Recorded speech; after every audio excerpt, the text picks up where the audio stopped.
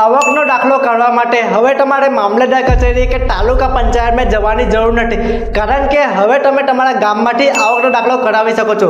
નમસ્કાર મિત્રો, હું છું નયન અને આજે આ વિડીયોમાં આપણે જોવાના છે કે આવકનો દાખલો તમે તમારા ગામ પંચાયતમાંથી કઈ રીતે કઢાવી શકો છો અને એ એપ્લિકેશન તમે કઈ રીતે કરવાની છે તે પણ સંપૂર્ણ જોઈશું। મિત્રો, હવે 2024માં આવકનો દાખલો કમ્પલસરી થઈ ગયો છે, કારણ કે 2024માં ઘણી બધી યોજનાઓ આવવાની છે અને દરેક યોજનામાં આવકના દાખલાની જરૂર પડશે। પ્લસ કે તમારે એડમિશન મેળવવું હોય અથવા તો કોઈ પણ સરકારી ભરતીમાં ફોર્મ ભરવું હોય તો આવકના દાખલાની કમ્પલસરી જરૂર પડશે, એ તમને પણ ખબર છે। પરંતુ 2024માં હવે તમે તમારા ગામ પંચાયતમાંથી આવકનો દાખલો કઢાવી શકો છો। આવકનો દાખલો કઢાવવા માટે તમારે તમારા ગામ પંચાયતના વીસી ઓપરેટર એટલે કે તમારા ગામ પંચાયત કોમ્પ્યુટર ઓપરેટર તરીકે એની પાસે તમારે આવકનો દાખલો કઢાવવાનો રહેશે।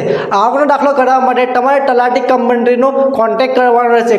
તલાટી કમ મંત્રી તમને એક ફોર્મ ભરી આપશે, એ ફોર્મ કંઈક આ રીતે હશે। એ ફોર્મ તમારે વીસી ઓપરેટર એટલે કે કોમ્પ્યુટર ઓપરેટરને આપવાનું રહેશે। એ પહેલાં તમારે લઈ જવાના ડોક્યુમેન્ટ, તમારે કોમ્પ્યુટર ઓપરેટર પાસે આવકનો દાખલો કરવા માટે તમારે આધાર કાર્ડ, રેશન કાર્ડ અને તલાટી કમ મંત્રીનું જે ફોર્મ આપ્યું છે અહીંયા બાજુમાં દેખાય છે એ ફોર્મ લઈ જવાનું છે। તમારે એક પાસપોર્ટ સાઇઝનો ફોટો પણ લઈ જવાનો છે। આટલા 3 ડોક્યુમેન્ટ તમારે લઈ જવા છે। મિત્રો, તમે તાલુકા પંચાયત અથવા તો મામલતદાર કચેરી જશો તો ઘણા બધા ડોક્યુમેન્ટ લાગે છે અને એફિડેવિટ પણ કરાવવાનું રહેશે અને ઘણી બધી લાઇનમાં પણ ઊભું રહેવું પડે છે, પરંતુ હવે ઘણી સરળ રીત થઈ ગઈ છે 2024માં। તમે તમારા ગામ પંચાયતમાંથી તમારો આવકનો દાખલો મેળવી શકો છો। ચાલો હવે આપણા પીસીમાં જોઈએ કે આવકનો દાખલો કરાવવા માટે તમારે કઈ રીતે એપ્લિકેશન કરાવવા છે। કોમ્પ્યુટર ઓપરેટર પાસે ડિજિટલ ગુજરાતમાં જવાનું છે અને ડિજિટલ ગુજરાત પર વીસી ઓપરેટર એની આઈડી લોગિન કરીને તમારો આવકનો દાખલા માટે એપ્લિકેશન કરશે।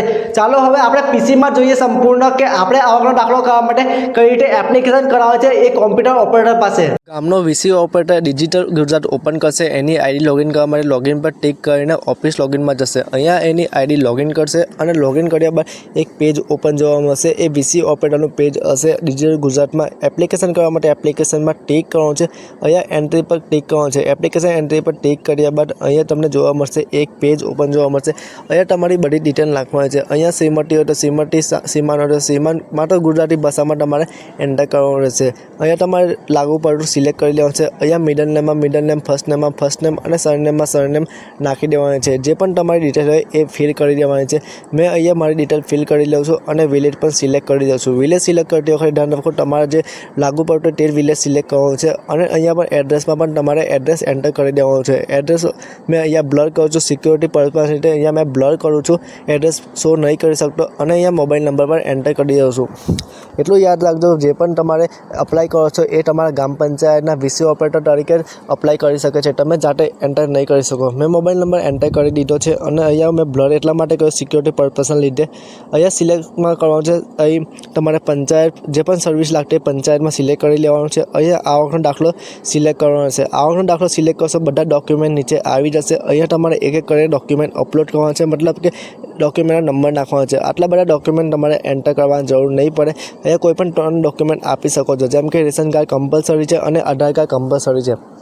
અહીંયા રેશન કાર્ડની એન્ટ્રી મેં નાખી દઉં છું। ફટાફટ એન્ટ્રી નાખ્યા બાદ અહીંયા જે પણ ડોક્યુમેન્ટ મેં આપું છું એ તમારે વીસી ઓપરેટરને પણ આપવાના રહેશે। તલાટી કમ મંત્રીનું ફોર્મ પણ તમે એકવાર ભરાવી લેજો। હવે રેશન કાર્ડની એન્ટ્રી નાખી દેવાનું છે। રેશન કાર્ડ કમ્પલસરી નાખવો જરૂરી છે, એ વેરીફાઈ થાય છે, તો એટલા માટે આપણે રેશન કાર્ડ પર નાખી દીધો છે। હવે તલાટી કમ મંત્રીનો જે દાખલો આપ્યો છે, ડાટામાં ફોર્મ ભરાયું છે, મેં બતાવ્યું હતું વિડીયોમાં, એ દાખલો પણ અહીંયા સિલેક્ટ કરવાનો છે। અહીંયા આધાર કાર્ડ નંબર એન્ટર કરવાનો છે। મેં આધાર કાર્ડ નંબર અહીંયા બ્લર કરું છું સિક્યોરિટી પર્પઝના લીધે, તો તમારે પણ અહીંયા આધાર કાર્ડ નંબર નખાવી દેવાનો છે। આધાર કાર્ડ નંબર એ જ વ્યક્તિને નખાવજો જે વ્યક્તિનો તમે આવકનો દાખલો કરાવો છો, કારણ કે એના પણ વેરીફાઈ થાય છે, એટલા માટે એ બધું ડોક્યુમેન્ટ નાખ્યા બાદ અહીંયા સેવ પર ટિક કરવાનું રહેશે। સેવ ટિક કર્યા બાદ તમારી એપ્લિકેશન તમને જોવા મળશે। અહીંયા તમારી એપ્લિકેશન સેવ થઈ ગઈ છે। એ રીતે તમને એક પરચી આપવામાં આવશે, વીસી ઓપરેટર તમને એક પરચી આપશે, એ તમારી એપ્લિકેશનની હશે। એ અહીંયા ક્રોસ પર ટિક કરીને કેન્સલ કરું છું। બીજી વાર તમારે ડિટેલ એન્ટ્રીમાં જવાનું છે અને બધી ડિટેલ એન્ટર કરવાની છે।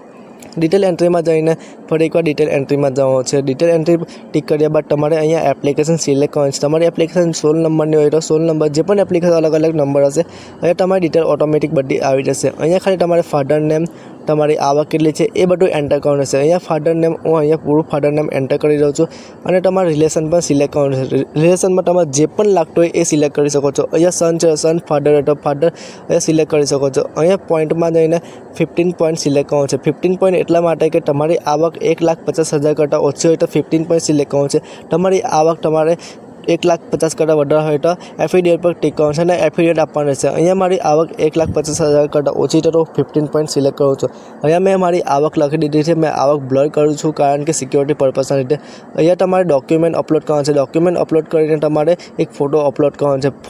ફોટો અપલોડ કરતી વખતે 16 KBનો ફોટો હોવો જોઈએ, એના કરતાં વધારે હોવો નહીં જોઈએ. નહીં તો તમારો ફોટો અપલોડ નહીં થાય. તો તમારે 16 KBનો ફોટો અપલોડ કરવાનો છે. મેં અહીંયા અપલોડ પર ટિક કરીને મારો ફોટો અપલોડ કરી લઉં છું. અહીંયા ફોટો અપલોડ થઈ ગયો છે. બધી ડિટેલ ચેક કર્યા બાદ તમારે સેવ પર ટિક કરવાનું છે. સેવ કર્યા બાદ તમારી એપ્લિકેશન સેવ થઈ જશે અને આ એપ્લિકેશનને તમારે વીસી ઓપરેટર શું કરશે? વીસી ઓપરેટર તમારા તલાટી કમ મંત્રી હશે એની આઈડીમાં ફોરવર્ડ કરશે કારણ કે અપ્રુવલ કરવા માટે. તો અહીંયા સેન્ડ એપ્લિકેશનમાં જઈને એ આઈડી સેન્ડ કરવાની છે. આ એપ્લિકેશન સેન્ડ કરવાની એટલા માટે છે કે આને અપ્રુવલ માટે આગળ મોકલવાની હોય છે. એ તલાટી કમ મંત્રીની આઈડીમાં એ પહોંચી જશે અને વીસી ઓપરેટર ત્યાં જઈને એને અપ્રુવલ કરી દેશે.